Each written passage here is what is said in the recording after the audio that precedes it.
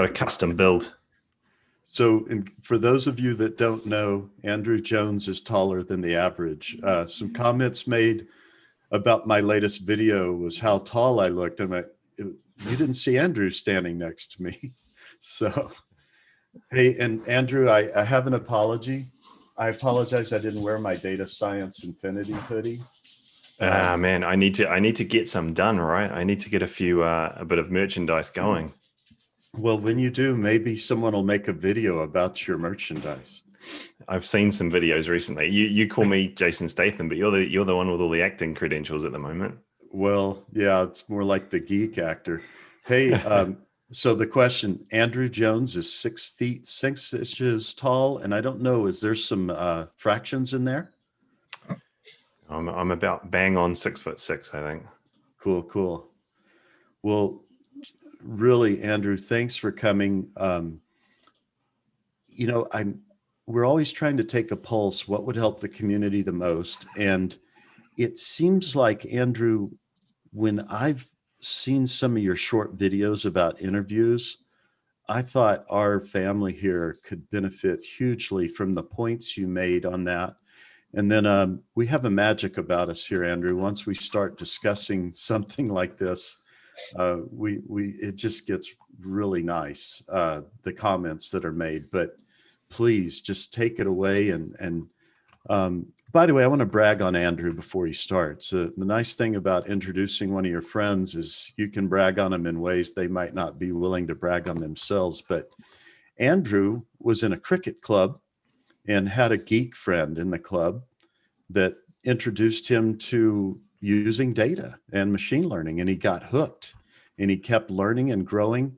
And this is why Andrew Jones is the perfect example of someone that can start in data science without even a tech background. So, but it took time. He didn't just jump into doing advanced PlayStation development work. He built his resume up over time. He built his experience up over time. And now he has his own data science company, education company. So again, it's not, oh, take one boot camp and now you can go get a data science role title. It's stick with it. Always be a data scientist and do data science. And Andrew Jones, when you read that Being a Data Scientist article, there's a reason he's the lead off example in that blog post. It's for just what I said, because he is a TA. All right, Andrew. I don't know if you know who TA is, but I do not. He's a mythical character I created as a really good data science career path person. Nice, very, very cool. All right. Well, what's the best way? Should I just so I'm going to be talking about interviewing in general. So should I just sort of make my way through it? I've got a bit of a stencil in my head of what I could cover. And Tom, if you just want to maybe jump in, if you want to, you know, if you think there's something we could dig into a little bit more for the benefit of everyone here, you'll probably be in a good position to know maybe. Yeah. Does that sound all right? Let's do it this way. Picture we're in this room you see behind me, and we're all just sitting around and we say, Andrew, we're a family here. Share your wisdom about interviewing with us so we don't get so stressed out about it and we have the right mentality about it. And I know you've prepared a little bit, but then when you feel like you've exhausted about 10 or 15 minutes of top level good points, we'll go into discussion mode. Yeah, cool. Yeah, I was going to prepare some stuff and then I didn't get around to it. Like I've recently moved house with small children and I just have no time for anything. So I will just kind of run through what I think are the high level, the good things to talk about when thinking about interviewing, and some may apply to some people and some maybe won't because you're at a different, you know, stage of your career, or maybe you're not looking for a job, or maybe you're in a different part of the interview process. But if I sort of run through my high level advice, there's probably not going to be it's not going to be a deep dive into, you know, really, really rich details of things, but just high level tips and advice around things that I've sort of learned along the way. Because like Tom said, I don't come from a specific tech background. I didn't study data science or computer science at university. I studied marketing and psychology. And I literally did get my first job as a data analyst through playing indoor cricket with the manager of an analytics team. And I just graduated from university, and I talked to him about how I love maths, but I hadn't studied maths. But I was also, into marketing because that's what I'd studied. And this was a marketing analyst role. And I applied for the role, and I got it. And I've just sort of built on my career from there. And I've done a lot of freelancing and contracting, which has been beneficial to me from a learning point of view, because, I'm always looking at new data and new problems, and I've had to find ways to solve different things over time. And I think that's been quite beneficial for me. And some people like that way of, going through and having different project-based work, and some people don't. But for me, that was something really positive. But the other thing I've been very fortunate to do during my career, and mostly in the last sort of 5 to 7 years, is doing a lot of interviewing. So I don't know how many interviews I've done. I just say hundreds. I know when I was at Amazon, I did over 100, data science and analytical interviews. At Sony, it was a lot as well. And then, at other companies, I've done interviewing as well. So I've sort of boiled down what I've found to be the key things that distinguish somebody who shines in an interview, and the people that eventually do go on to get the role versus those who unfortunately, miss out time and time again, because it is a competitive industry. So some of these things will be sort of high level advice on things to keep in mind when you're going through the different stages of the data science interview process. And to be honest, in data science, there are kind of 4 main stages of the interview process. It's not always the case, but most companies do something along the lines of they'll screen your CV or resume, potentially looking at your portfolio of projects, depending on the job. And then, from there, if they think that you're, somebody that has the stencil of what they're looking for, then you'll have an introductory call with HR or a recruiter. And then if you move on from there, it's a phone interview, and that's often where the technical test or the coding test might be. You get through there. If you've got the sort of core skill set that they're looking for, then you'll move on to the on-site interview.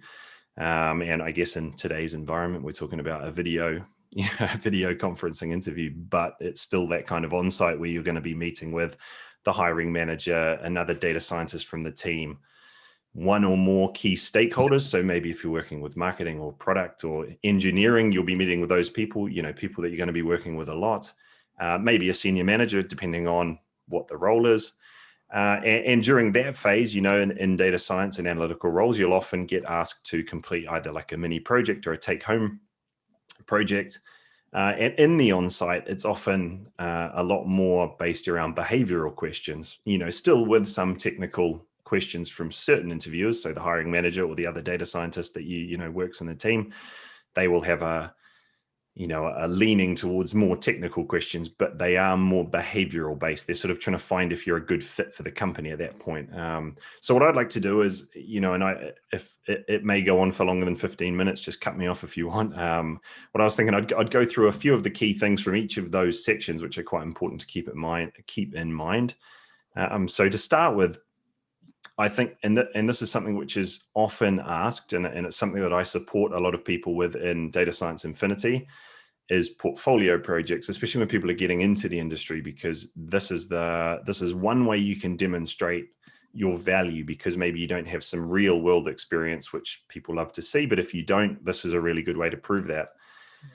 And my main piece of advice, or the main thing I want to say here, is that I'd like to bust the myth that a good data science portfolio project needs to either be based upon huge volumes of data or be using some extremely complicated or complex machine learning or deep learning solution. So they honestly don't have to be complex. I think, and from what I found, and the other thing, just to give a little bit more background, for Data Science Infinity, everything that I do is based upon me talking to leaders and hiring managers and recruiters in the field. So it's not just my opinion. I've sort of gone out and asked people, like, what is it that helps you understand how good a candidate is? So all of what I'm going to talk about today is not just my opinion. It's sort of a broader set, because I guess in data science, you'd never want to take a sample of one, would you? It's kind of my approach to Data Science Infinity. So anyway, back to portfolio project. Don't think that it has to be super complicated. Put more emphasis on clarity and impact rather than just that complexity. And the reason that I say this is that you have to remember that at the end of the day, the reality is that hiring managers are super busy with their day-to-day roles. They've got all sorts of other things to do. So if they've got 10 or 20 candidates and they need to look through their portfolios, they just want their life to be made easy. And recruiters, on the other hand, they've got hundreds or even thousands of candidates to screen. So you've got to think about, how can I make their life as easy as possible? How can I make it as easy as possible for them to see my value? And easy is not screeds of code. It's not super complex algorithms without any context around what you're actually trying to solve.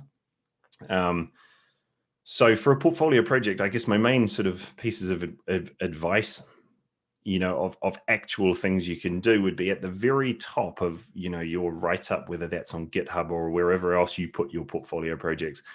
Make sure you include a brief overview, which contains some sort of high-level overview of the business problem that you're looking to attack or looking to solve. Have a brief overview of the final solution that you chose, and then have a brief overview of the results that you saw. And I'll touch on that a little bit more in a second, but you just want them to be able to get a really clear view of what it is you're doing. So then if they do go into the detail, it's really easy for them to understand and they can see your logical way of thinking. Because like I said, they've got so many other things to do. If you make their life easy, that's a huge subconscious positive note in their, little checkbox in their brain. Something which you can do to make you stand out from other candidates that I've found is to include a section of other solutions that you tried or even maybe considered along the way and justify why you chose the one that you did. That can really make you stand out from other candidates, rather than just, here's the business problem and I implemented logistic regression and here was the accuracy score. That shows that you did something, but it doesn't show that you've thought about how you're attacking that problem and you've taken into account different pros and cons from a technical point of view and maybe from a business impact point of view. So that sort of thing can be super important. And then back to my point before where I said, make sure that you put a brief overview of the results. Something that's often missed out from portfolio projects is some emphasis on the impact that would have had.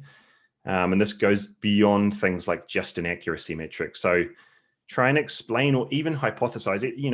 If you've used a like the Titanic data set or, some data set from Kaggle or wherever, which isn't real world data, try to hypothesize the impact that this might have had from a business point of view, because that's what hiring managers are really looking to see. They're obviously wanting to know that you've got the technical know-how, but they really want somebody that can solve problems, because the reason, if you think about the reason they're getting somebody else into their team, it's because they need some problems to be solved or they need help because everyone in their team's so busy. So if you can just show them how good you are at solving problems, again, it's the subconscious checkbox that you're hitting in their brain, and that's just going to get you in a really favorable position. So long story short, don't think that complexity is the be all and end all for portfolio projects. And don't even think that machine learning projects are the be all and end all. If you found some really interesting code that helps you solve a problem, or you found a way of figuring out some code which makes something more efficient, that can be a really interesting portfolio project. It gives you more of a varied appeal, so they can see that you're attacking all different parts. What you'll find is a lot of candidates will just go, I've got 6 machine learning projects in my portfolio, and that's great, but there's so much more to data science than just machine learning. So consider that when you're building up a portfolio. And then lastly, a super high level point, when you're picking projects, because I get asked this a lot, what project should I pick? What data sets should I pick?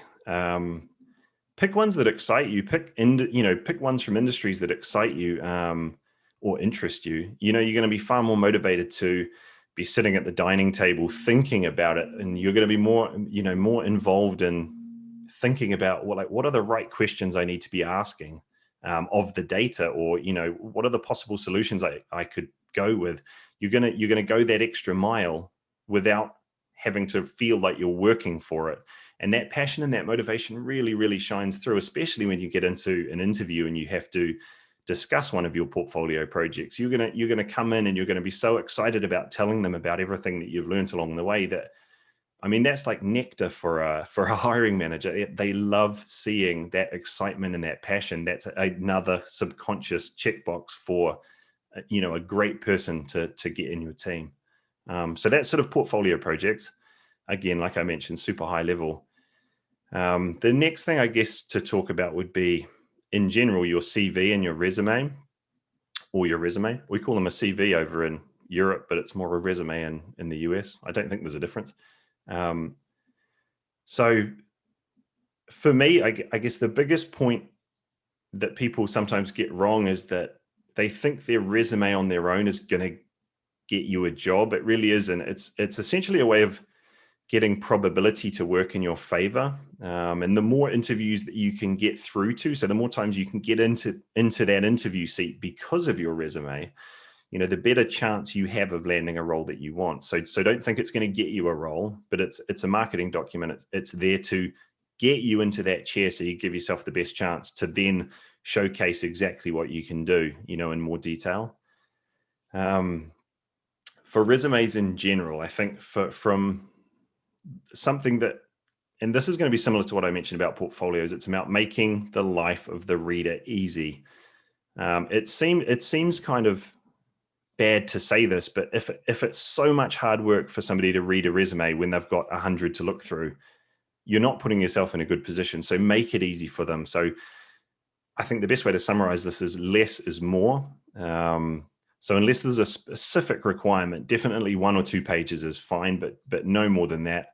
I think a super, super basic tip for resumes is to put your name in a big clear font at the top. It seems like the most basic thing you can do, but it just helps you stand out. I like to talk about the subconscious things that you can do. So like I said, I studied marketing. I also did a degree in psychology. So these things I'm always thinking about these things.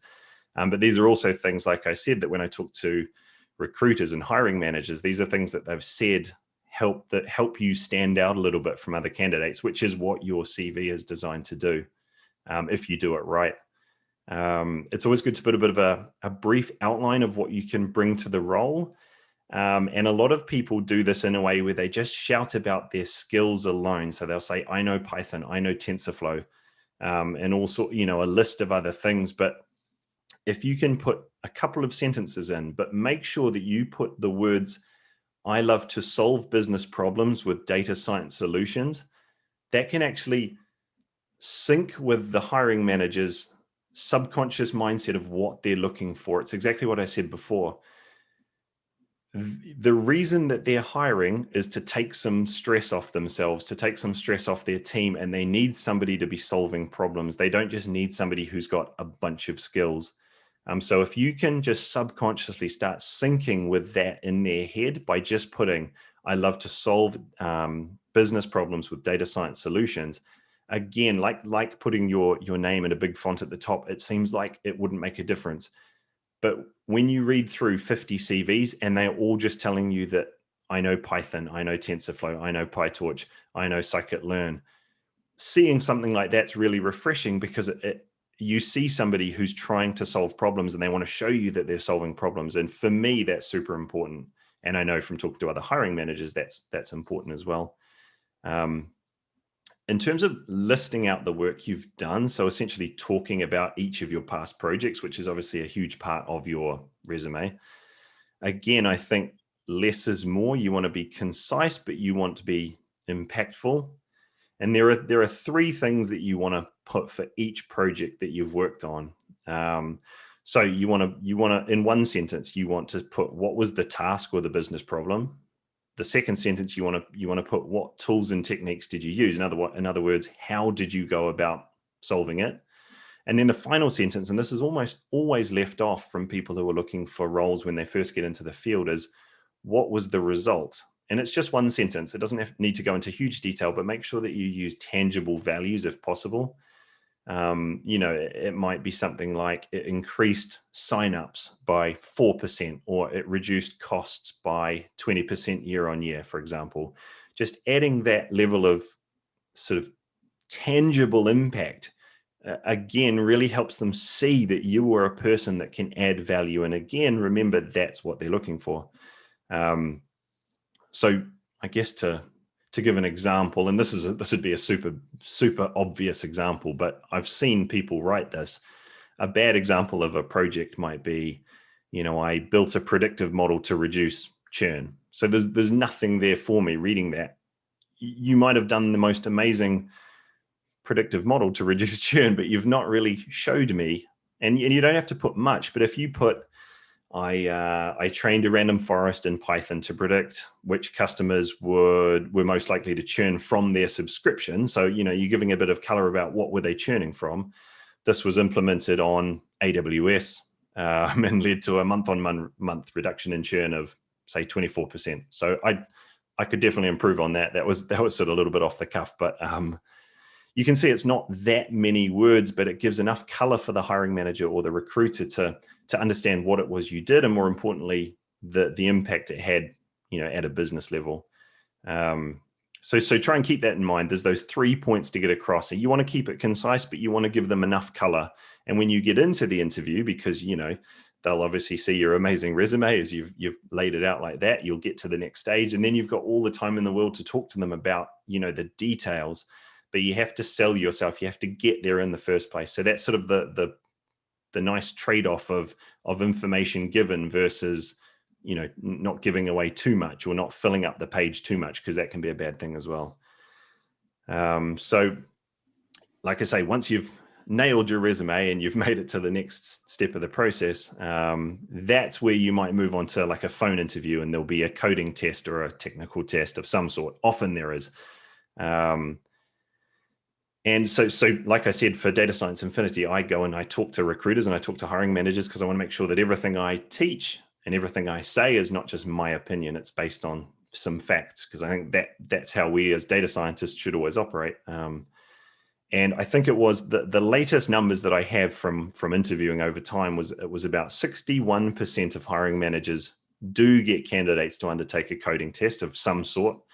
29%, I think it was, do sometimes, and I think the remaining 10% don't. So if you look at those percentages, 61% plus 29%, so the yes and the sometimes, that's 90%. So I'd say definitely yes, a coding test or a technical test is something that you should be prepared for.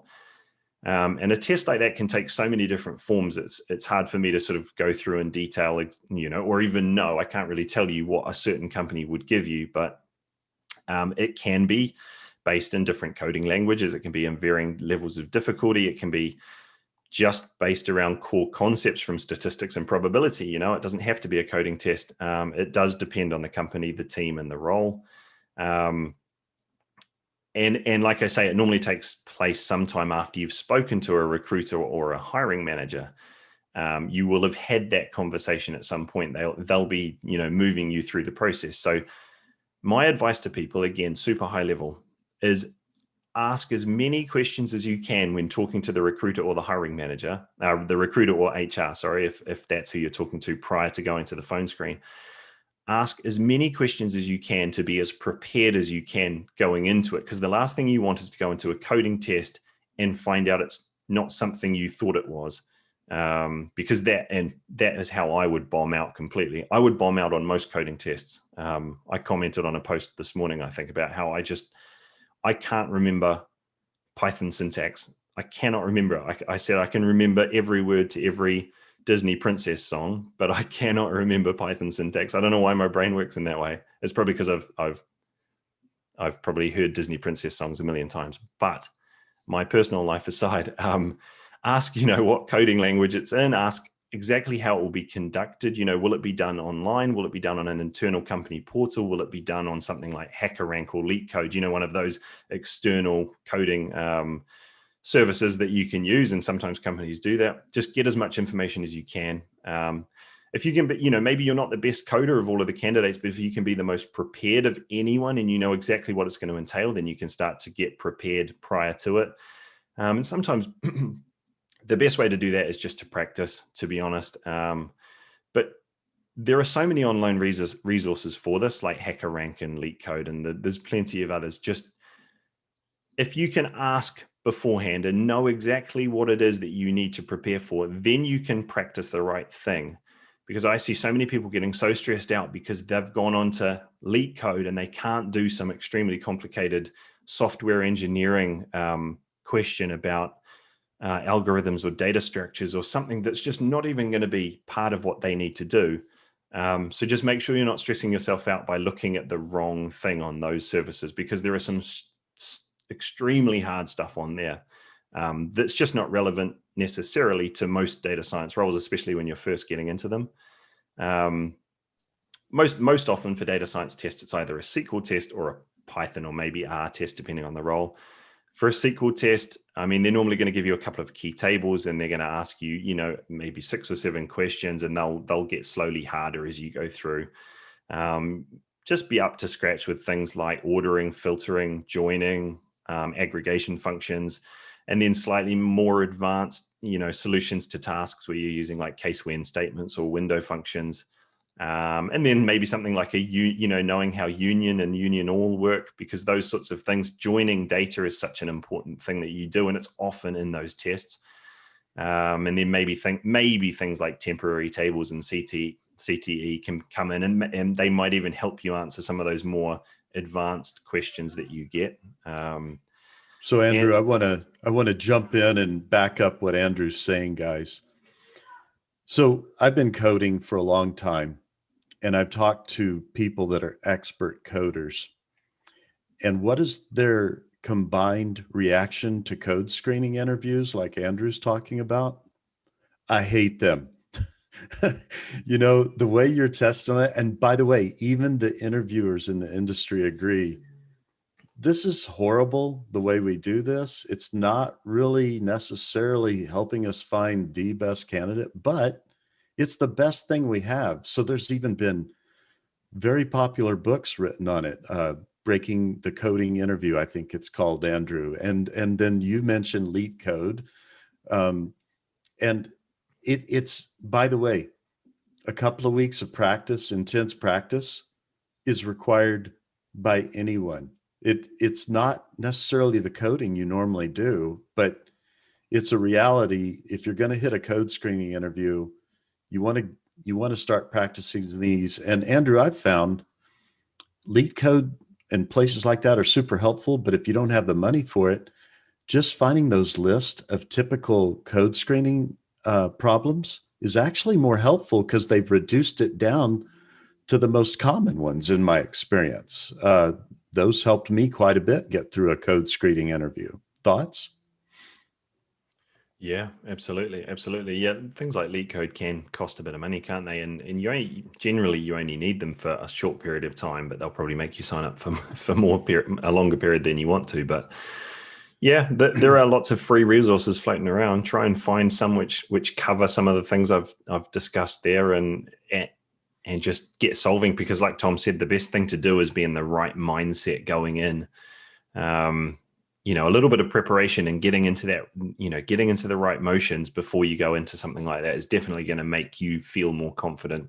And there's always going to be questions that you just don't know the answer to, or you don't remember the syntax. And if you ever don't remember the syntax, don't just not answer it. Try and write down in words what you think the process would be, and just say, I can't remember the syntax. If I was interviewing a candidate and they said, look, I don't remember the syntax, but here's the steps I would take, that would be perfectly fine for me, because I personally wouldn't know the syntax, wouldn't remember the syntax either.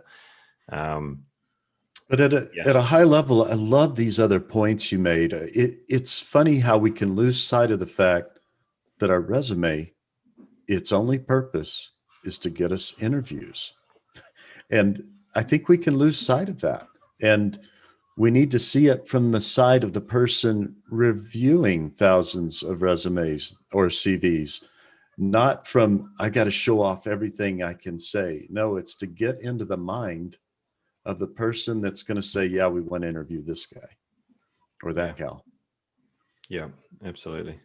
And the kind of things you mentioned, it showed that you had a marketing background, putting larger, I think even just though a good Google search on how to make my resume stand out, that can help. But the less is more too. What are they really looking for?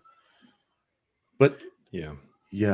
And visually, a nice balance between, all Times New Roman font at one end of the spectrum, and at the other end of the spectrum, you get these resumes now where you're putting your Python skills in terms of a number of tick boxes. You're trying to, that to me, reading it doesn't give me any relative context. It doesn't tell me that much about how good you are at Python. I'd rather just read a couple of sentences about what you've done with Python or something. Those ones, they look nice, but I think they can actually work against you a little bit, because they make it so hard for people to actually figure out what it is you're good at and what you're not good at. So I would find a nice balance where it's visually nice, but it's not too far down that road. But then obviously there's a lot of, that's a subjective thing. I can't really say that everyone would feel the same way as me, but talking to recruiters and hiring managers, that was something that was mentioned a little bit, that over-engineered CVs can be a little bit of a pain to actually read. Now, you said something that I thought was key for all of us here. And I'm summarizing though. It's a spirit. In your resume and in your online portfolio where you're showing what you can do, I think a lot of us start thinking we're showing off for other data scientists. And that's the wrong mentality.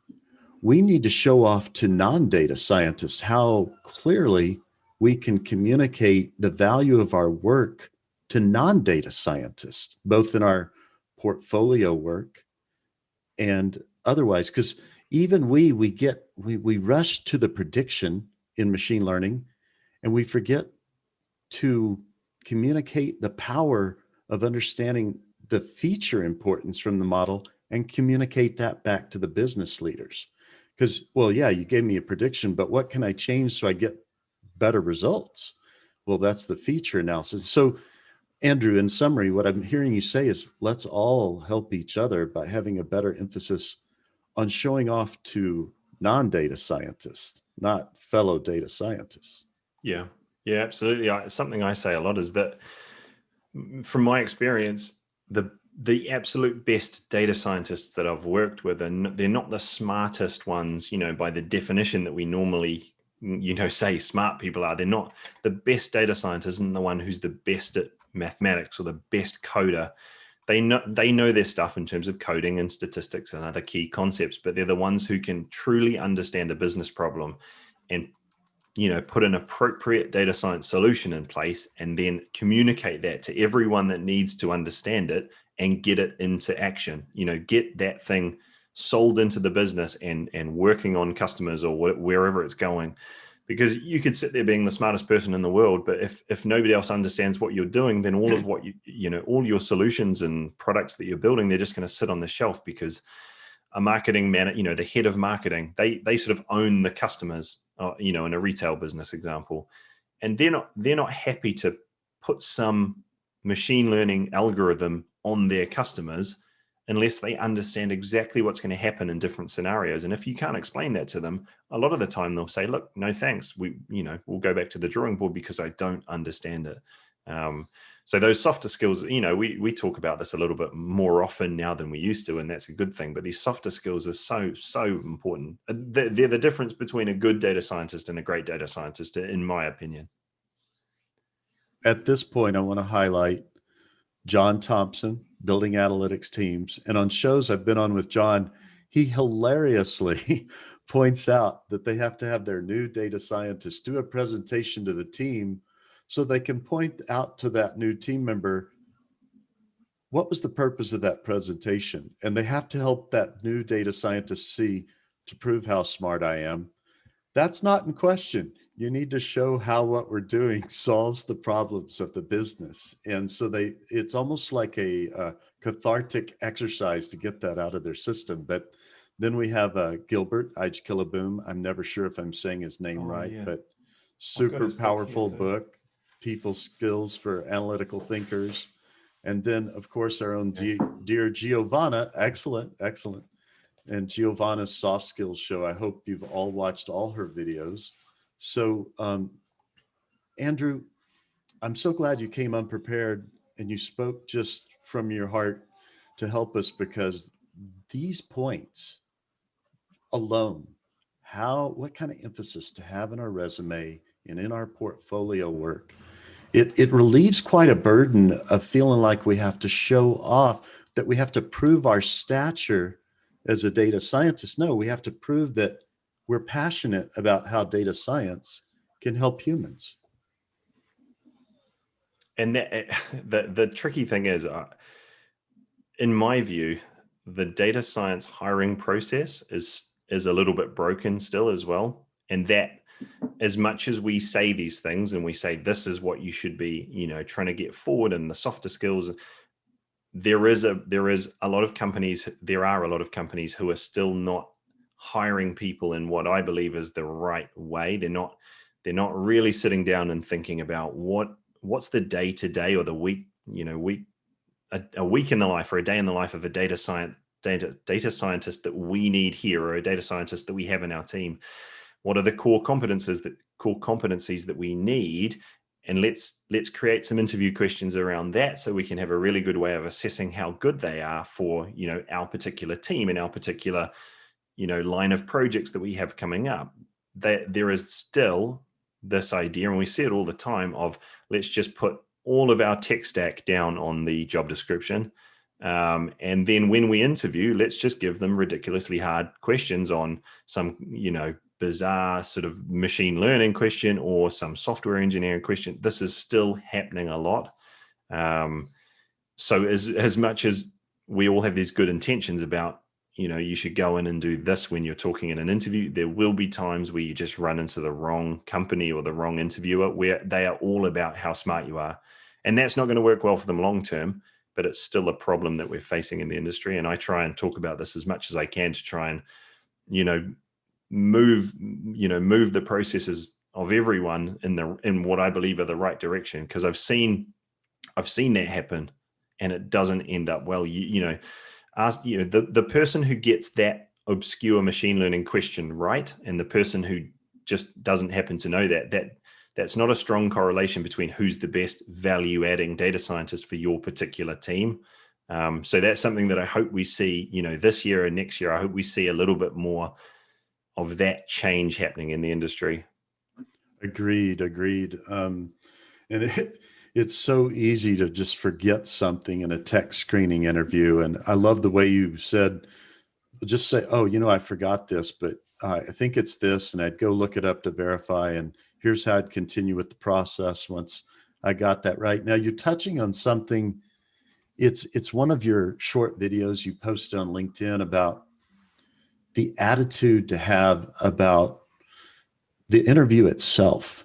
You may have just had a bad day. The people that interviewed you may have been jerks. You may have had the interview of your life and you don't get the offer and you're confused. You may have had what you thought was an unstellar interview and you still got an offer. I love the way you talk to these points. Could you go over that too? Yeah, I mean, that kind of relates to what I was just saying as well. There are going to be companies that are just not a good fit for you because of how they operate. And in some cases, this all leads back to something I talk about a lot in Data Science Infinity, because it's such a common thing in the industry, because data science is such a competitive industry, right? We know that for every data science role, there's going to be 100 or 500 people applying, and it boils down from there. And, it's like a survival of the fittest thing, but unless you're very lucky or very, very good, you're going to face, interview rejection at some point. So, and like Tom was saying, that's not always your fault. You might get an interviewer, you might get an inexperienced interviewer who doesn't realize that just because you don't know, the obscure question, that means that you're not as good as another candidate who happened to know that. But maybe that other candidate doesn't have all of these other skills which you have, which makes you a much more well-rounded data scientist. So there are going to be times where you just get unlucky.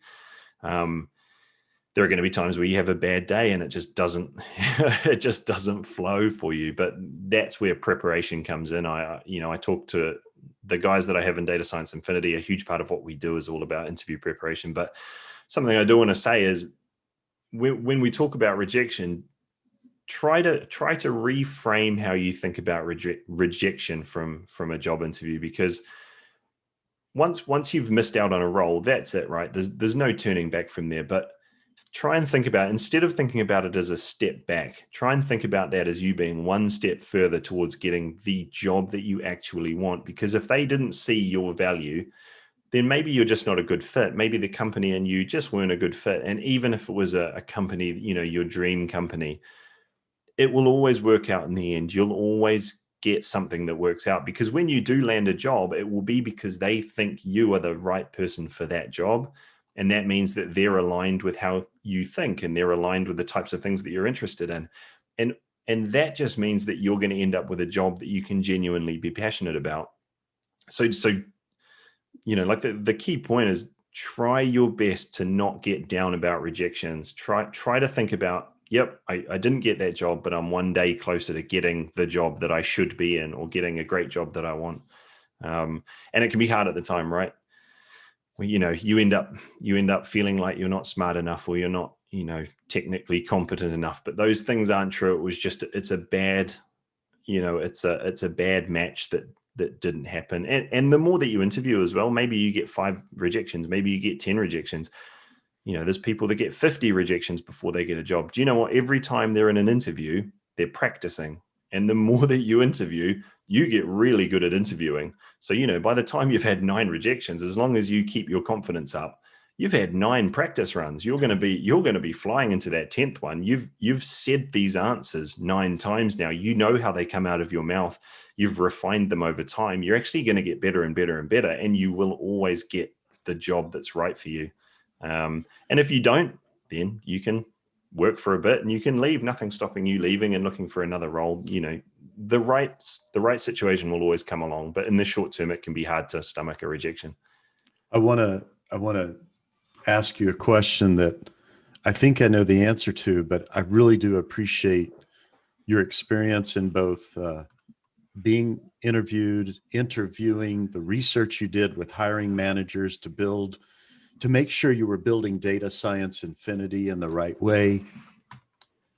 I think sometimes we might think, oh, I went to this dream company, I interviewed, I had bad interviews, I can never go back there again. False, correct? Mm-hmm. Yep. So even so at Amazon, so there's like a rumor that goes around that if you miss out on a role at Amazon, you can't apply again for some certain amount of time. And I actually spoke to one of my ex-colleagues on a LinkedIn Live a few months ago. And so I interviewed 120 people or something like that when I was at Amazon. She'd interviewed like 350 people. So I asked her, is this true? Because I couldn't remember. And she said, it's not actually true. That they might not take you on straight away, because the Amazon interview process is so rigorous. They're so well trained, the Amazon interviewers, that they kind of know whether you're the right fit or not for Amazon. So if you're not the right fit at the time, then they might say no. But if they know that you are the right fit, but you're not the right, technical fit for this role, they'll look for other roles that you might fit into. The key thing for them is that you're an Amazonian. Essentially, you have the right values. You have the right growth mindset. If there is a minor sort of stand down period, it's only short, and you can go back and, build your career up and go back. I know people that have missed out on an Amazon interview and then, come back later in their career and worked at Amazon and been an incredible, Amazonian as well. Andrew, if we only had an Amazonian in the house to help qualify what you and I are summarizing on, wouldn't it be valuable right now? I wonder, is there an Amazonian in the house that could speak to this? There's the Amazonian princess right there. Go ahead, Greg. We're teasing each other lately. Hey guys, yeah. So absolutely. I don't know if I've shared this before, but I filmed my first interview with Amazon. So only on the second one I got it, and the second one happened 3 or 4 months after I failed. So this is just confirming Andrew Jones' statements. And given that they were in different departments, they were both jobs that required a focus on data, knowing how to work with scientists, knowing how to work with software engineers and things like that. It's just that the second time when I went, I felt like I was more armed and I was better prepared because I knew the structure of their, the methods they applied to ask people questions. So in this case, I was able to manipulate my questions a little bit better. And I did some mock interviews and I recorded myself and I started, surfacing the areas where I weren't responding to in the expected way, which is, again, the STAR method. So just to confirm that it's true, you don't really have to wait for the whole 6 months or 1 year period. Look across the departments. It's a huge company. There are lots of opportunities. And then also don't just, reapply the same resume. Take a deep look at your resume to kind of change it and make it more optimized for the ones that you're applying if you're looking into a different department, so you can connect with the manager. I think what Andrew shared is gold, especially with the resume. You want to make it easy for that person to read it and make sense of it. And at the end of the day, you're there to show that you can create value for the business. And that's what the hiring manager wants to do. The most important thing is you need to tailor your resume for the bigger audience, especially for non-data scientists, because those are the ones that you will be helping out in moving the needle for their business. So again, this is gold. So Andrew, you're hitting the nail on the head. And real quick, everyone, we're not trying to be Amazon specific. We're trying to exemplify some things using Amazon. So don't think that because you didn't get in at that great company you wanted to be part of, that that's the end. Take these pieces of advice that we're talking around and applying to any company that you reapply to or that you go to again. I think these are great points. But Andrew, I specifically loved that you reminded us all, okay, you didn't get the job, but you got interview experience. Make sure you're getting value from every interview where you didn't get the job. Yeah. And if you can get feedback from a hiring manager or from HR or whoever, try and get it. The job might be gone. Ask them, and if they don't get back to you, ask them again and ask them again. Just pester them, get some feedback, because if you can build up feedback, that's what we do as data scientists, right? We're building up data around why something works in a certain way. And sometimes that feedback won't be that useful, and sometimes they'll sort of palm you off. It's an annoying part of interviewing, is the lack of feedback that we sometimes get. But if you can get some good feedback, and I know, again, speaking from Amazon, an Amazon experience, Amazon does give very good feedback because the way they interview is like data-driven interviewing. The interviewers are looking for data points that can support their reason for them voting you as, to be hired rather than not hired. So they are essentially collecting data that's all pulled together in a discussion, called a debrief.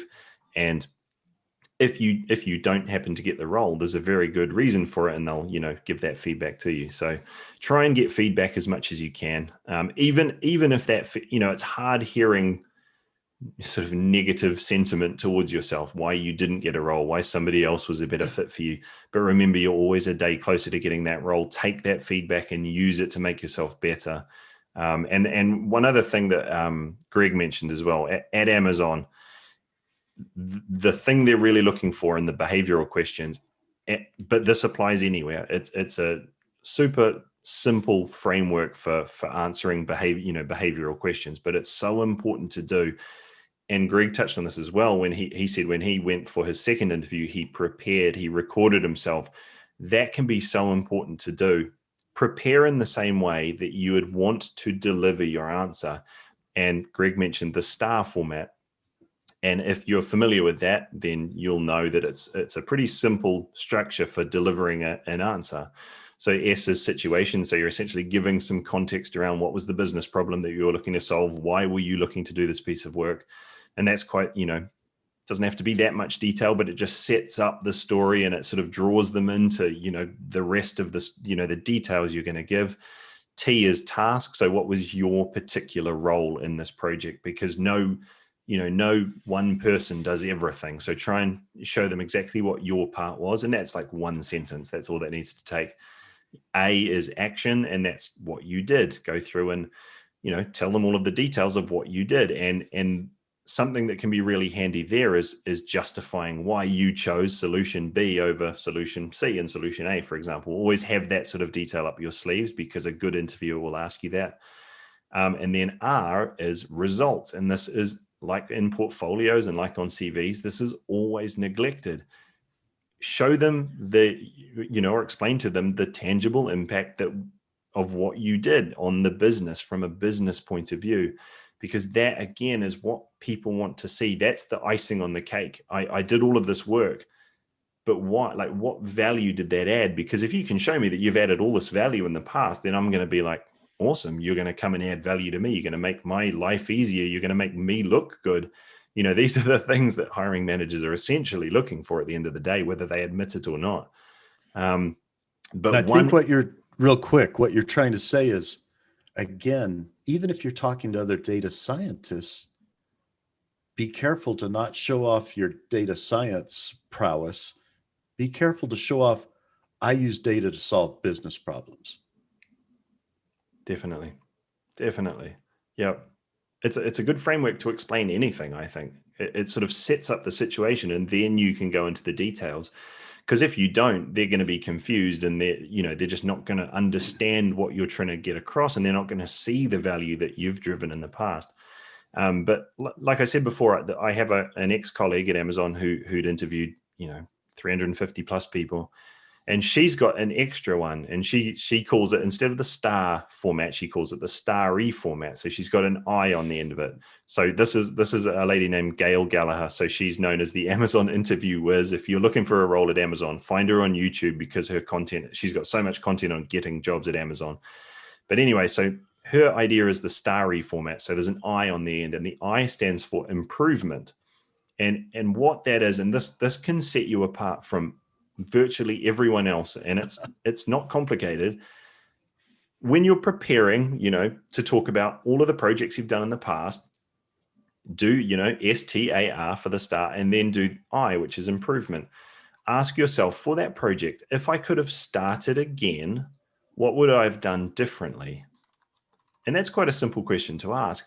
But if you've got that up your sleeve and you can talk about that is just, people like hiring managers love that. It shows that you've got not only awareness of the business impact that you had, but it shows that you've got this really good understanding of the nuance of the technical side of things.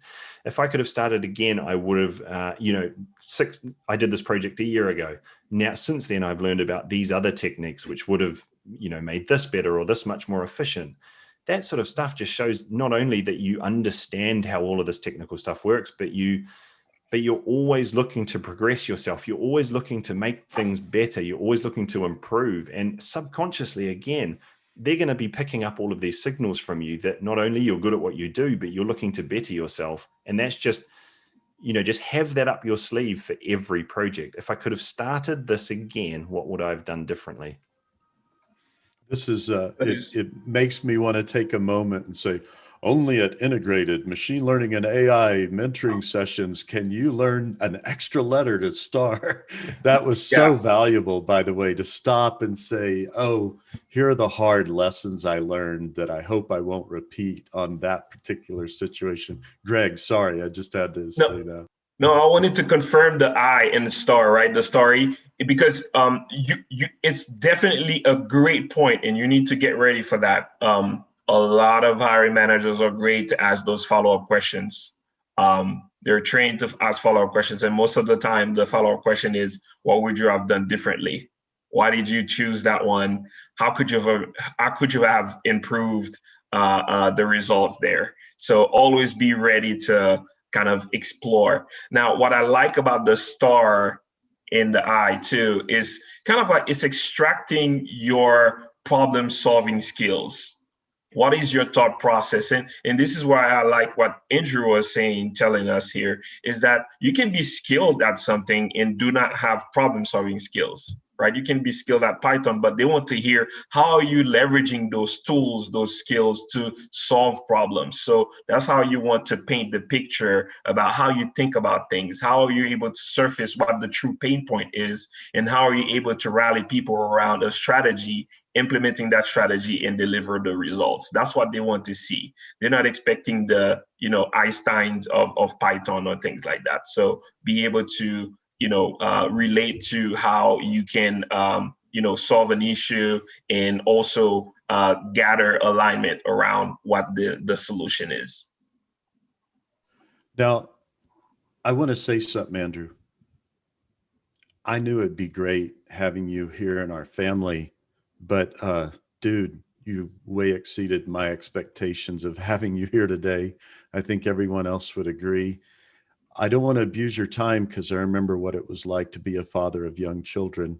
My baby is going to be 17 in June. So, but I think let's let Andrew make some just follow or what ending comments, and we'll let him go so we don't abuse. But Andrew, we will stay as long as you want to keep talking, but we don't want you to feel abused. And would anybody mind if I asked Andrew to come back, later another time?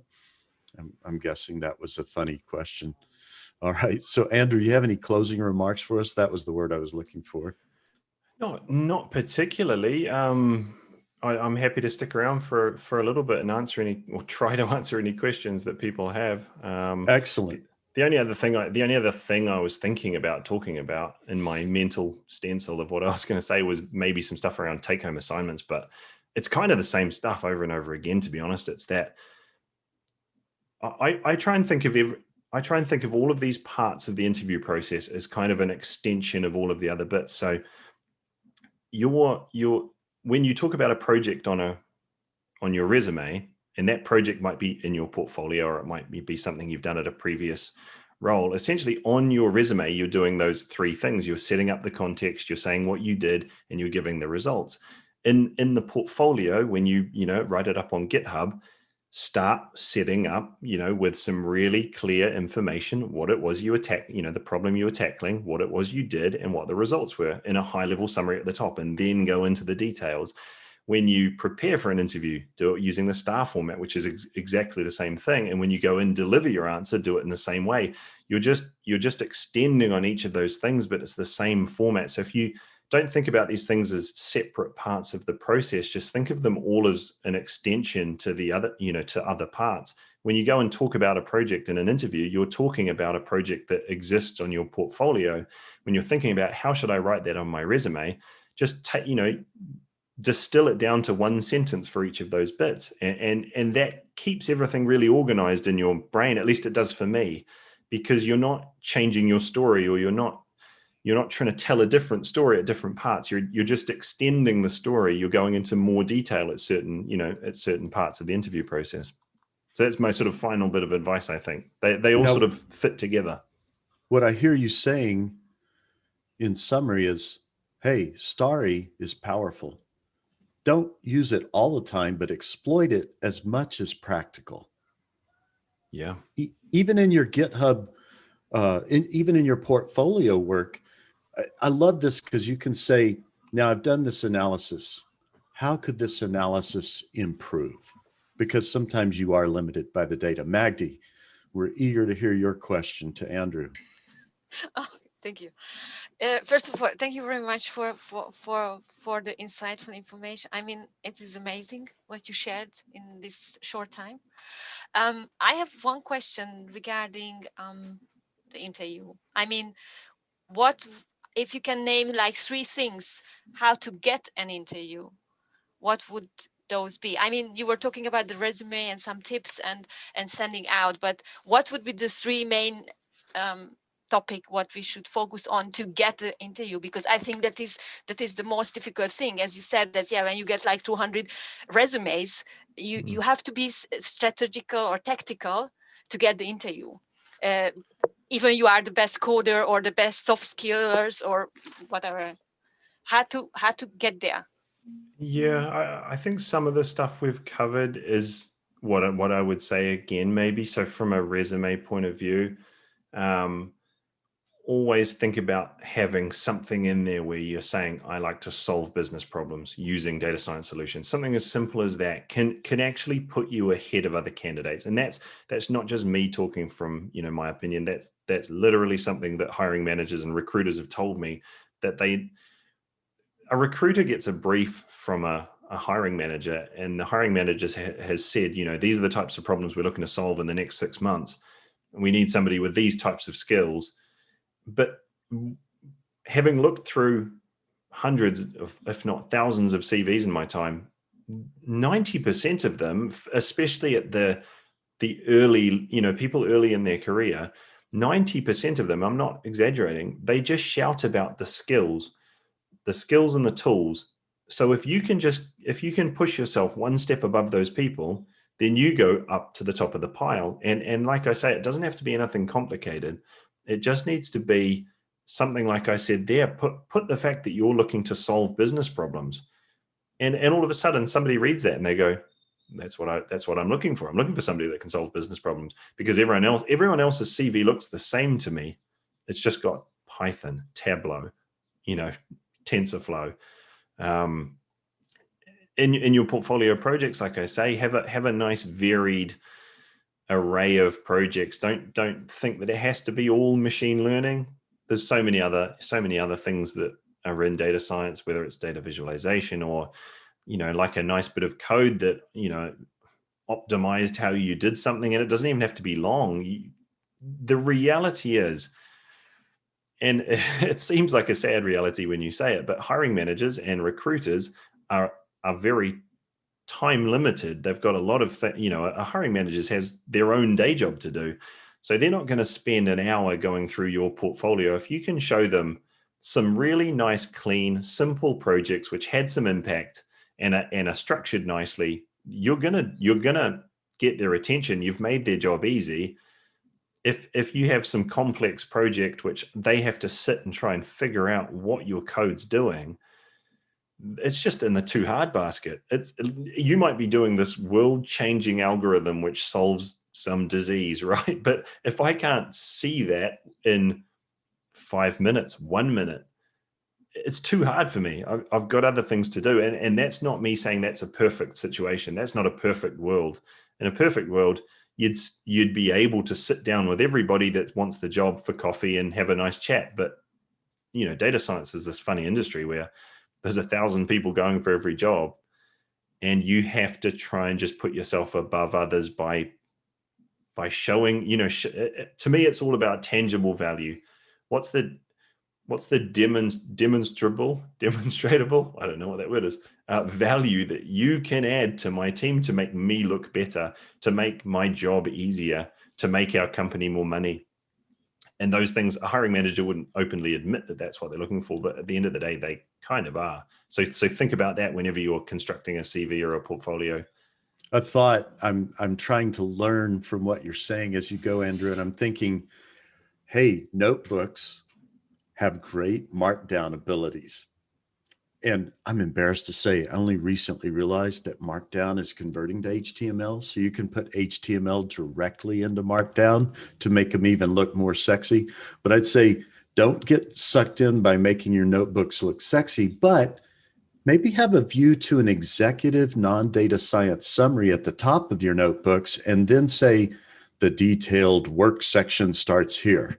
Or link it to other notebooks in the same folder that people can get to say, the detailed work is in this notebook. The exploratory data analysis extraordinaire is in this notebook. But you focus that I can communicate to non-data scientists in a way that I'm not showing off my knowledge. I'm emphasizing how the data led us to a solution. And that's especially true at the start of your career too. Like once you're way down the track and you're looking, maybe you're applying for some advanced computer vision role, they're probably going to want to, they're going to want to see that you can, explain those types of things, but they might be looking for a person who can solve a specific problem.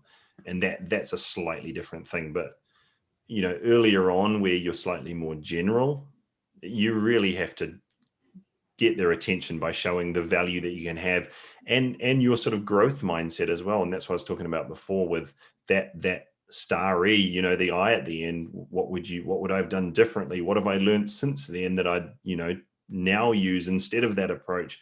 If you can show that, they'll see that, oh, he hasn't solved the exact problem that I'm looking to do, but I know he could, because, you know, he showcases that he can, you know, keep learning and solve new problems. And he or she has got this general enough skill set that they can, you know, find the solutions they need and understand the pros and cons of each. Another question I'm eager to ask you, buddy, is this. It seems like the I in Starry could be two-dimensional. The first dimension is what I could improve technically, but I find a lot of the improvement is what I could have done better from a teamwork standpoint, from a personal skills standpoint, soft skills standpoint. I think it's actually a point of strength to show you thought in multiple dimensions about the I part, correct? Yeah, I think that's a great idea. I think that's a great way to think about it. Yeah, maybe you've not found a way that you would have tackled that differently technically, but yeah, you've learned since then some more project management skills or some more sort of stakeholder management skills. And you knew that when you did that project initially, there was some friction getting that sold into marketing or whatever it may be. And yeah, if somebody asked you about that and you went, if somebody talked to me about that, I would consider that to be as good an answer, if not better than, you know, a technical improvement. Exactly. I want to just, Sean, I'm going to come to your question here briefly. So I'm a fan of Andrew, and he has worked his butt off to create Data Science Infinity. And I want to dispel a myth. The price tag on Data Science Infinity, it is not expensive. Now, it may be more than you can afford right now, but I want to point something out. Even though I did it, well, let me put it into modern times. Let's say I was starting all over and I had to get my bachelor's, and then I went for my master's, and then I went for my PhD. Excuse my Cajun, but that's a cubic buttload of money. Now I've got a degree, and now I want to show that I can do data science. The price tag on Data Science Infinity and the value for what you get, it's a lot better value per dollar than, I'm not knocking grad school or even undergrad. I'm just saying, by the way, Andrew did not know I was going to do this. He didn't ask me to do it. I'm doing it because I admire Andrew. I admire his story. I admire what he's done.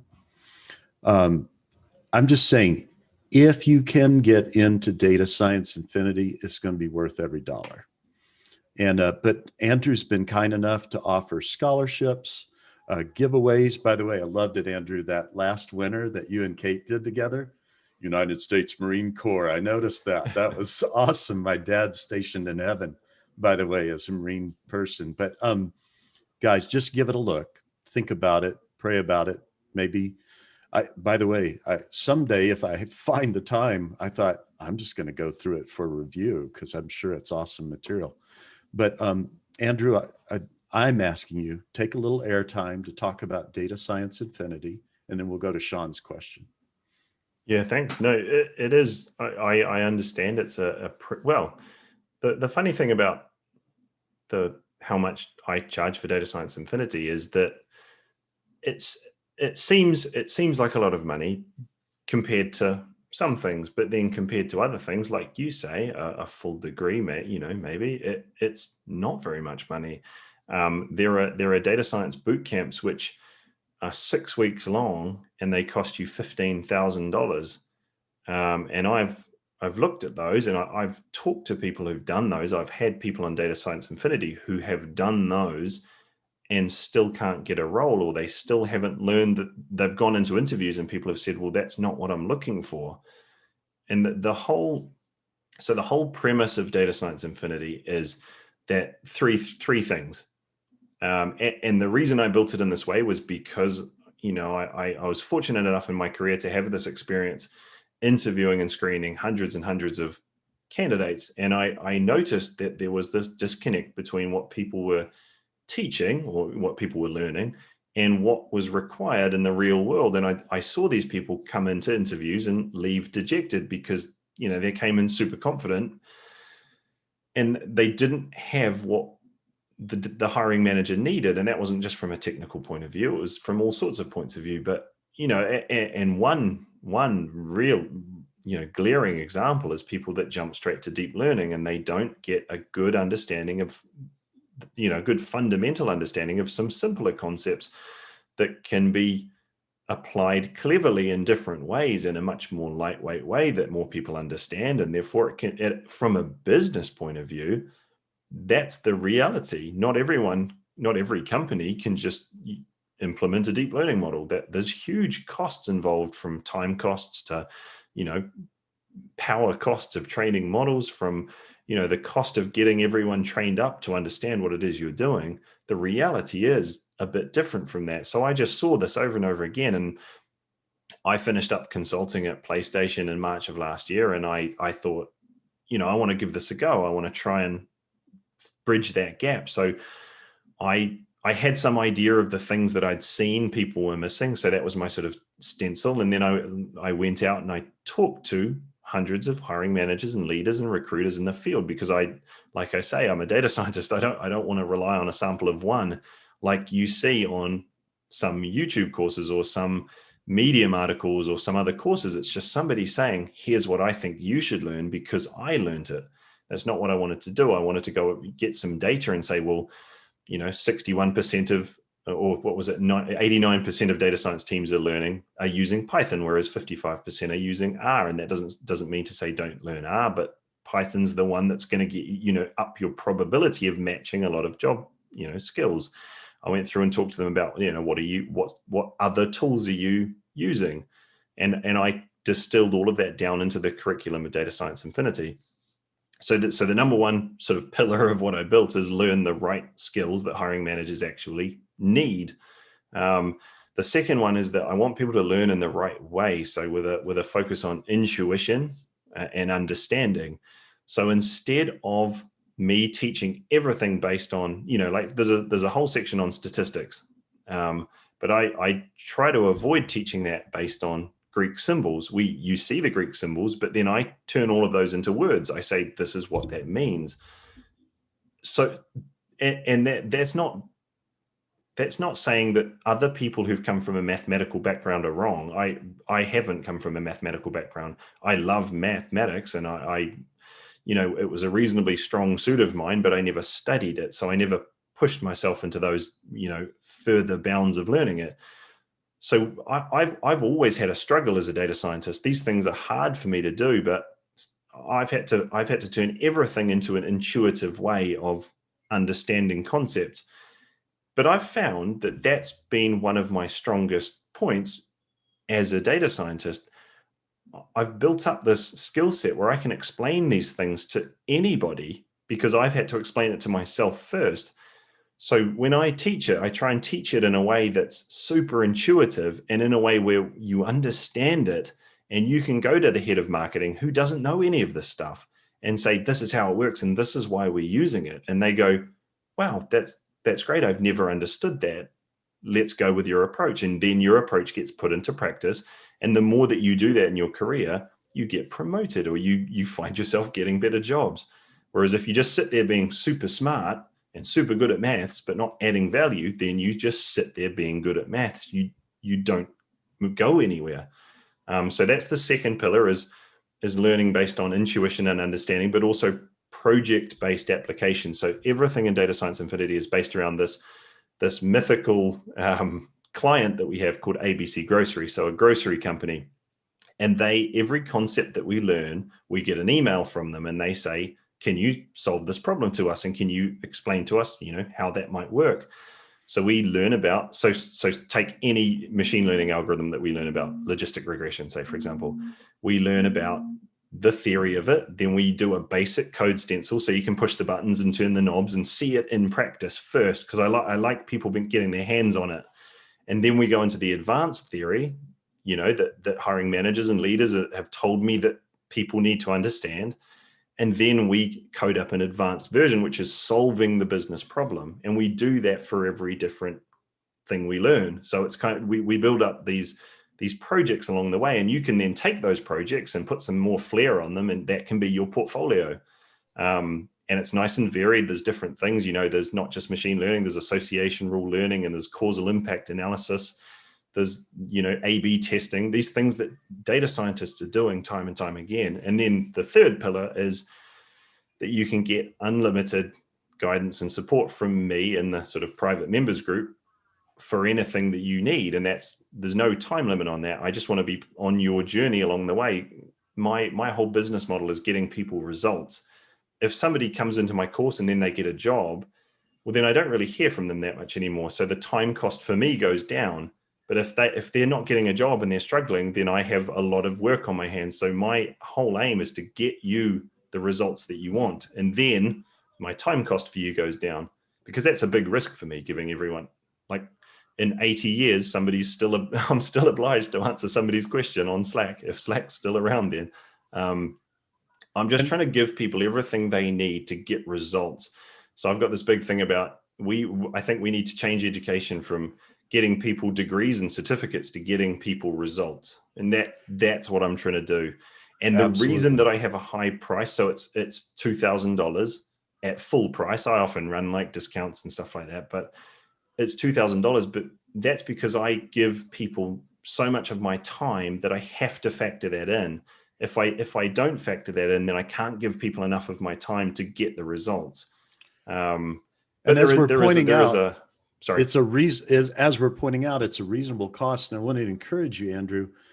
There's people, the funniest one was, that's Andrew Jones. I came in late. That's the Data Science Infinity guy. But many people have taken your free stuff and found how valuable it is. Many people that wanted to applied for your scholarship. So I think it's awesome. And I want to reiterate, it may be expensive, but relatively speaking, no. The value per dollar is super high. Sorry to interject. I just had to.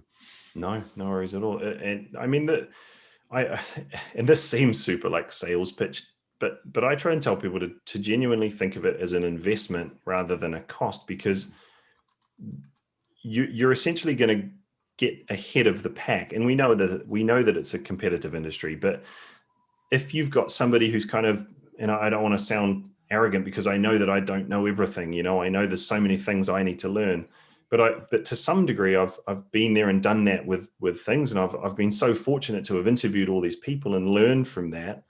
And I can help you along the way, and I can help you when you have you're in the interview process and you get a take-home assignment. Like, I'm never going to do the take-home assignment for you, but you're going to come to me, and I do this all the time with students. They come to me and they say, here's the kind of thing that I've been asked to do. And I say, well, make sure you think about this and think about this and think about this. And they go, oh, I didn't think about that. And then they go, and I've had really good results from students because they've had somebody who's given these take-home assignments in the past. And I'm not doing it for you. I'll never do it for you, but I'll try and help you think about it in a way that the hiring manager's wanting to see it. And it's just, my goal is to accelerate your journey from learning to getting into the field and then going, you know, whichever way you want to go. I want to make sure you have the foundational skills to go anywhere. And then I'm going to continue adding content to the course. So I'm in the middle of building a whole section on deep learning. Nice. And then I'm going to, this year, so there's a little bit of hype around data engineering at the moment. And it's not hype, but it's going too far, I think, in terms of people are almost saying like data scientists aren't going to be here next year because data engineers are going to solve all the problems. It's like, that's not a zero-sum game. Data scientists have been in the unfortunate position of everybody thinks they can do everything. And we've now realized that there is a specific skill set that data scientists are really good at. And there's some sort of surrounding areas that they're not quite so good at. But if you hire a data engineer and you hire a data scientist, then you're going to be all guns blazing. You know, you need both. But I'm going to add, there is a little bit, because I continually talk to hiring managers and recruiters, and there's a little bit more movement around things like Docker in the cloud. And I'm going to be adding a bit more stuff around that because I think they are important. And then I also want to add in some really cool projects for your portfolio as well. So I'm thinking of adding in a project on a genetic algorithm because I think they're so cool. They're one of my favorite things. I just love the way they work. And then the other one was going to be A-star pathfinding, like optimizing a route between two locations on a map. I think that's not something that a lot of data scientists would have done, but it's a really cool project to have on your portfolio where a hiring manager will see, all of the key things that you've done, but then these are sort of your flair projects, and they're the ones that are going to really get you stood out from the pack. So that's my aim for this year, is to add all of that content. But if you sign up, you get all the content now, all the content forever. So it's going to continue to build up. Yeah, continual improvement at Data Science Infinity. And Sean, God bless you for waiting so long. And Andrew, that was an awesome explanation of where Data Science Infinity is, where it's going. Sean, what's your question, good buddy?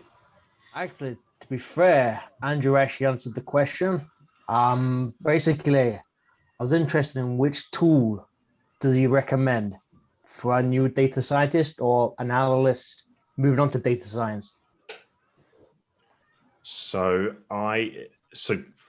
definitely SQL. Definitely SQL.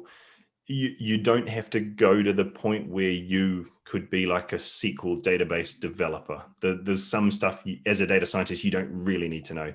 You need to know how to extract and manipulate data and aggregate data. And the skills you need are essentially the skills where you could get some data and pull out business insights.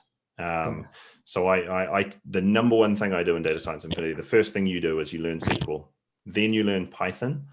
And I'm not going to go into the Python versus R debate because I learned R first and then I learned Python, and I love both of them. The only reason I went from R to Python was because at PlayStation, the engineers who were basically going to be looking at how we could implement some of the things I was building and put them onto the PlayStation, they didn't know anything about R. So I had to translate some of my projects over into Python, and that's how I learned Python.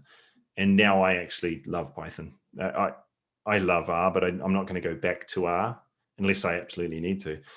But when I talk to hiring managers, it was something like 89% of their teams were using Python for data science projects, and about 55% were using R. So both are being used, absolutely.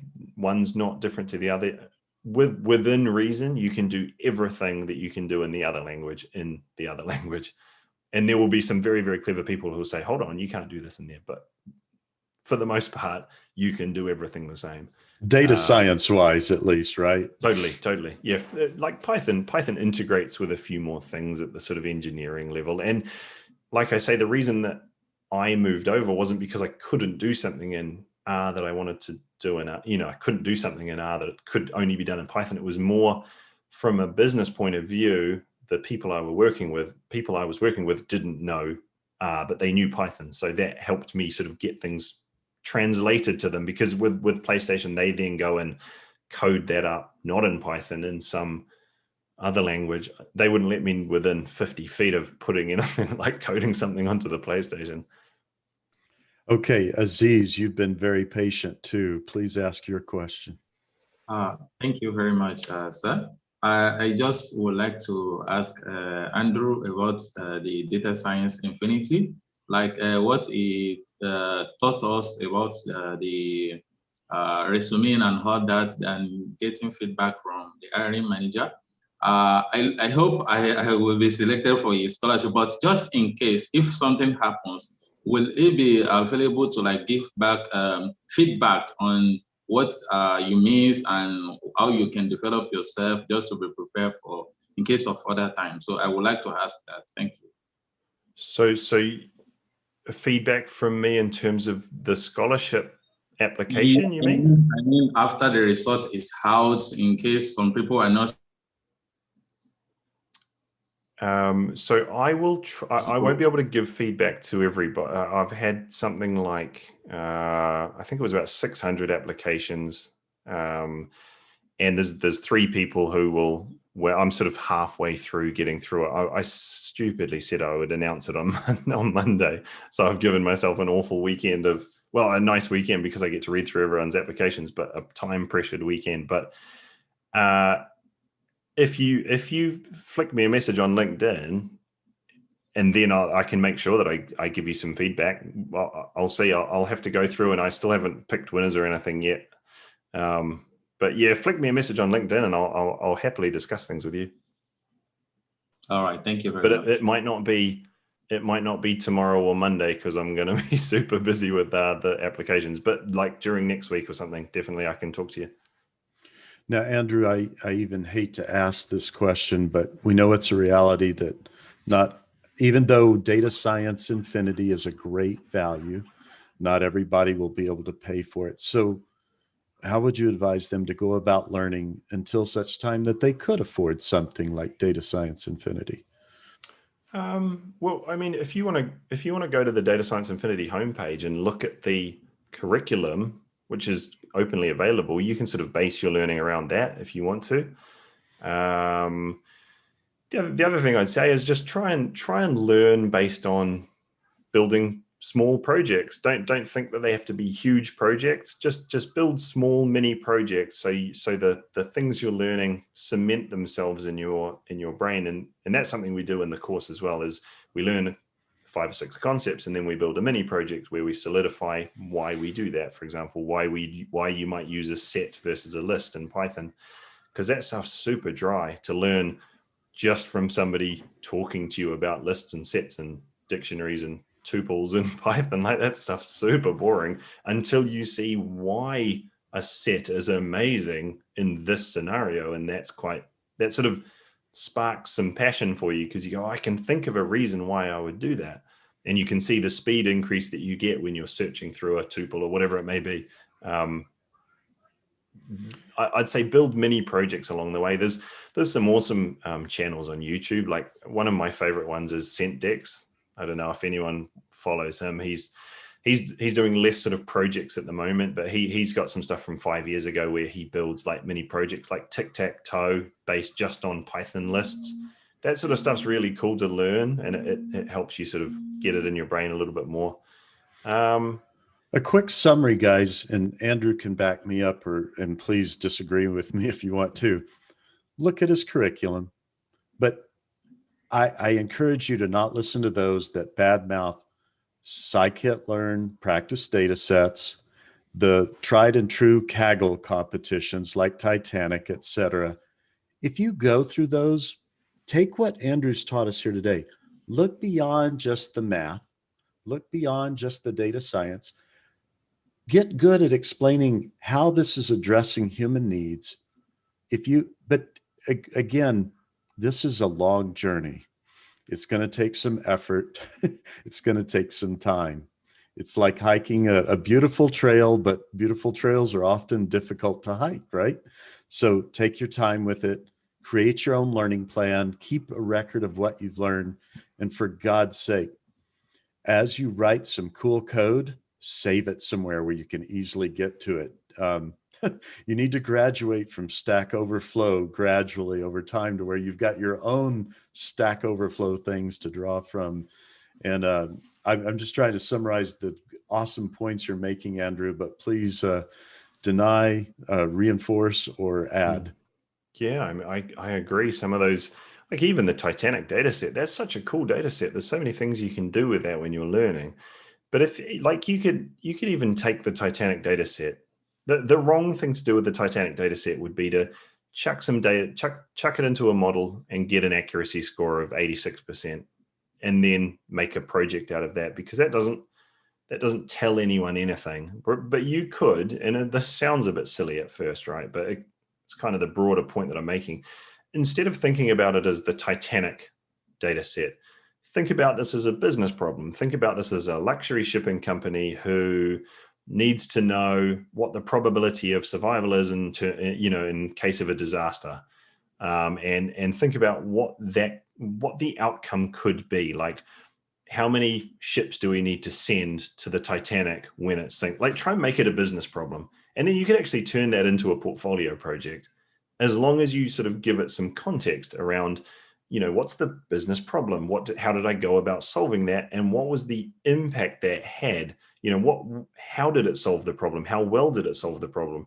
So any of these simple data sets, they're popular because they've got so many sort of dimensions of things you can do with them. So people badmouth the Titanic data set all the time, but I know, and I think Dave Lang is the same. He thinks it's such a cool data set to work with because it's small. You can play around with it easily locally, and you can do anything with it, to be honest. But if you're looking to turn it into a project, and it may be not the Titanic one because it does have a bit of a bad reputation for being so simple, but just turn it into a business problem, try and solve the business problem, and then explain what that impact might be. And if it's a toy data set or a made up data set, then just kind of hypothesize it, turn it into a story, and practice those skills of explaining how this impacts the business. Real quick, I can still listen, but I've hit a bio limit. I've got to go to the bathroom, so I'll listen in the bathroom, and Geith will moderate. But Chris, go on ahead and start asking your question while I'm gone. Hi everyone. Hi Andrew, and thank you for doing it today, and thank you for your contribution and for your podcast. I really think it's extremely important. And I have a question about web scraping, actually. How does web scraping add the value to the project, to the portfolio? I mean, showing that you're willing to gather your own data instead of using the data sets that you just mentioned, like Titanic. I've never put a whole lot of emphasis on web scraping. Like some of the web scraping that you do to gather data in sort of mini projects, to me, it's never aligned with what I actually do in a company. That kind of stuff's handled much more formally than going and scraping data from a website, sort of using some of the Python packages. So I think it's a good skill to learn because it opens you up to some interesting ways of, operating, because you have to be quite clever with how you scrape data because websites can change and you have to sort of factor in those sorts of things into the code that you build. But I don't think that a hiring manager in general would give you too many bonus points for just scraping the data yourself. I think they're more that. And that's not going to be true every time, but I think they're more concerned around seeing you solve a problem using some data. I don't think going and getting the data is necessarily that powerful, but for some jobs, it may be. There might be jobs where that's a much more applicable skill set. But I would say for most data science jobs, it's not that applicable in the real world setting.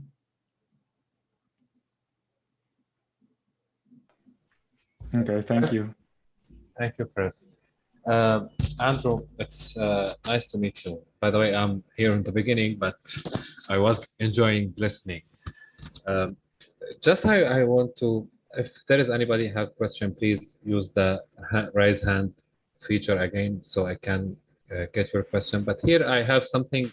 Let's back to the first of this session.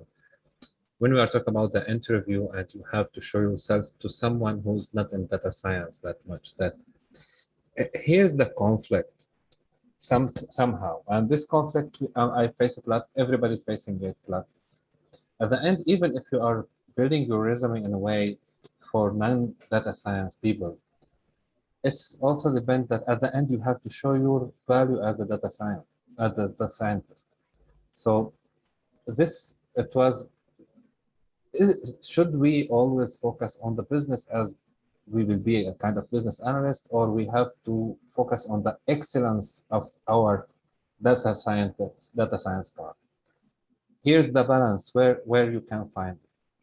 Because at the end, our value in the interview, in the beginning, we are making, depending on the rule, for example, but it's not about how much we are good in this business because we are joining to new business. since it's a new company, it's a new business. It's about our technical skills. Where are we in the technical skills? This is how I see it. So correct me. I need somebody to correct me. Yeah, I mean the technical skills and the knowledge of tools and things like that. I mean, they're super important.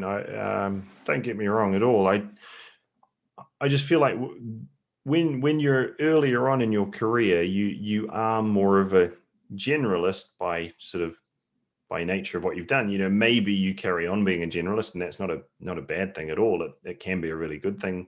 You might go into a more specific role, and in those more specific niche roles, those showing that you've solved this particular problem before is what's going to decide whether you get the role or not. But earlier on in your career, I think most of the candidates that go for a role, they may not have solved the exact problems that business has, because every business is solving different problems. They've got different data. Their customers are doing different things.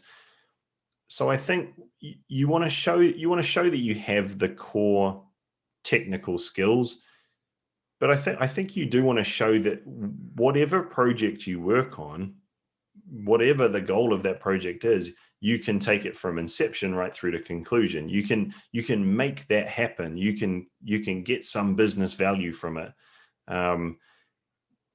because at the end of the day, if they had 10 candidates and none of those candidates had solved their specific business problems before, they'd have to understand who's the one who seems to have that skill set that can take some data, understand what the true problem is, think about what an appropriate solution would be. So not just the most complex solution, not just the best coder.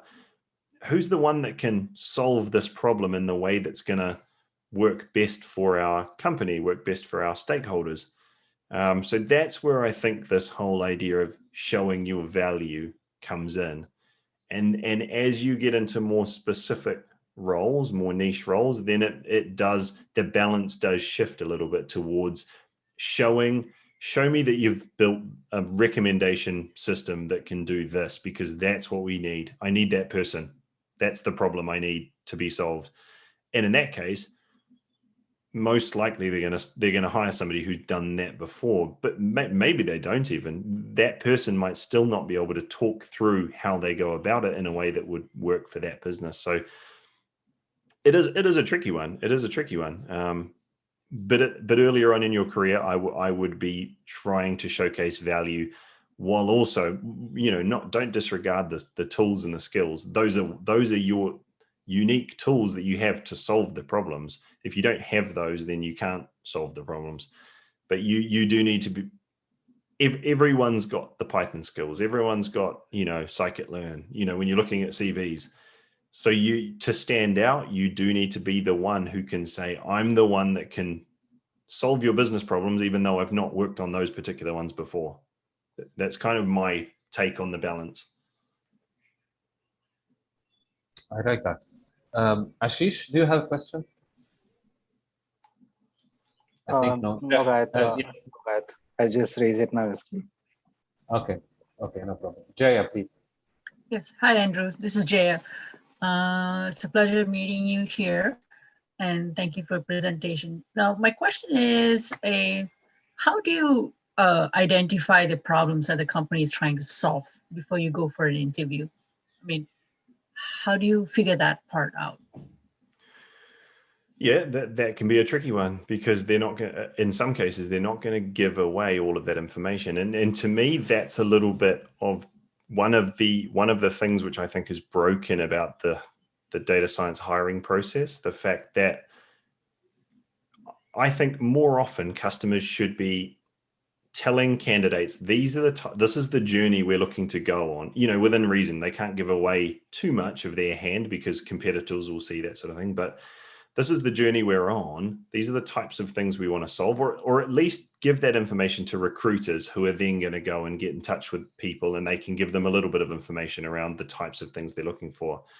In general, though, I mean, you can, to some extent, with a little bit of research about the company, understand what sorts of things they're looking to do, or what sort of things they've done in the past. If you read if you read documents like their annual reports, so often there's like a letter from the CEO each year to the shareholders. If you read those sorts of things for the last couple of years, there's some really good information in there about what they've done and where they're looking to go next. So if you go into an interview, not only are you going to have a bit of an idea of the types of things they're looking to solve, you might not know the specific things that team's going to solve, but it'll give you some flavor around where is the business looking to head from the CEO's mouth.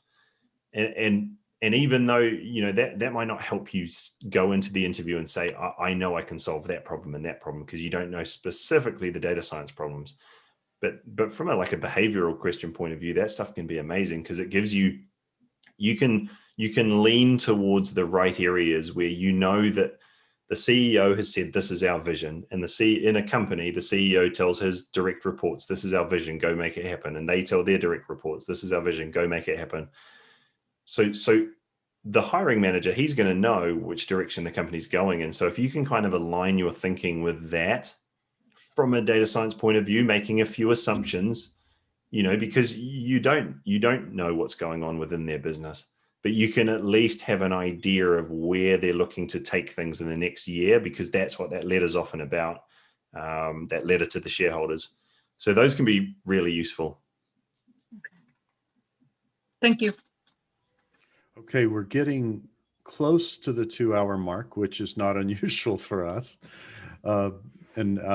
Andrew, just so you know, we had this one issue where people didn't want to leave and they had to. And so we made it so that, okay, we're going to stop as soon after the hour as possible and then just have an after party to hang out, but we won't keep talking so you feel like you missed anything. But then when we have someone important like you that we're getting so much value from, we decided, oh, you know, it's recorded anyway. And some people that are new to our family now, they confess, okay, I'm binge watching all the past episodes. But Andrew, you can kind of see what's going on. This started because I was getting too many one-on-one mentoring requests. I said, let's do something even better. Let's come and I'll answer, but let's hear from others. Well, it was a hit from the start. It was much better hearing from everyone instead of just me. But I can tell from the comments and everything, this has been hugely valuable. It exceeded my expectations. I'm not trying to shut it down. I just wanted to say that because I know people are dropping off, but can't thank you enough, good buddy. No, it's been awesome. Thank you for asking me to come on. It's cool to do this stuff, and I want to do more of it. It's just sort of balancing my time, because I'm like I say, I'm creating this new content at the moment for deep learning, and that's just testing my mental resolve at the moment. But I'd love to do more things like this. And thanks for inviting me to the group as well. There's some really cool stuff going on there. There's so much activity in that group. It's amazing. Yeah, it's grown. The growth is starting to accelerate even. And I see that I was worried about posting my 400 picture leverage from Gerard Butler and the 300, but no one seemed to mind. So I was quite relieved about that. I get a little intense in some of my dramatization. Okay.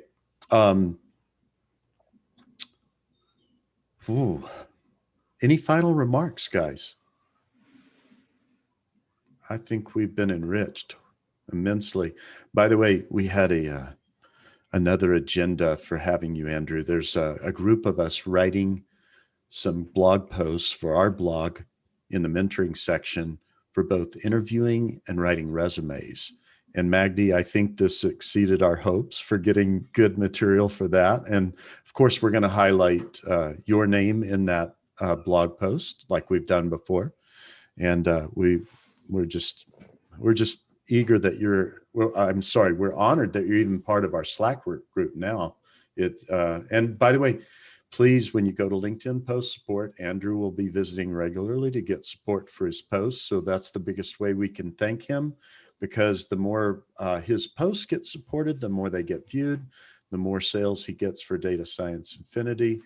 And I think maybe that even means the more scholarships he can offer. So we're all motivated to help him, and it'll help us. And this has been a super great session. Before we go, There's so many comments, I couldn't cover them all, but is there any final closing comments? I want to say one thing, Fionn, and I hope I'm saying Fionn Graf, I hope I'm saying your name correctly. I believe you revealed to me that you're a high school student. Is that correct?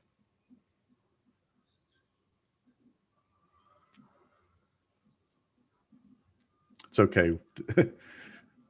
Coming off mute. Oh, cool. Okay, yeah, typing's fine too. Fionn, do you mind me asking, and I'm asking because I'm so honored that you're here. How old are you? What grade are you in? What country do you live in?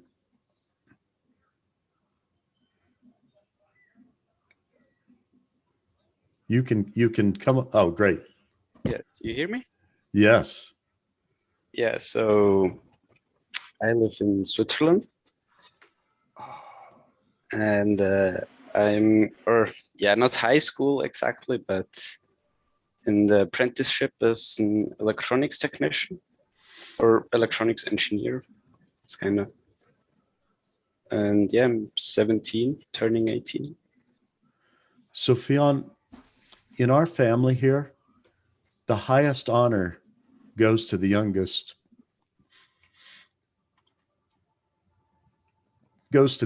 member. Because you know why? You're going to see things that we can't even imagine yet. So we're trying to make your pathway to get where you're going easier than the pathway that we went through. And we can't.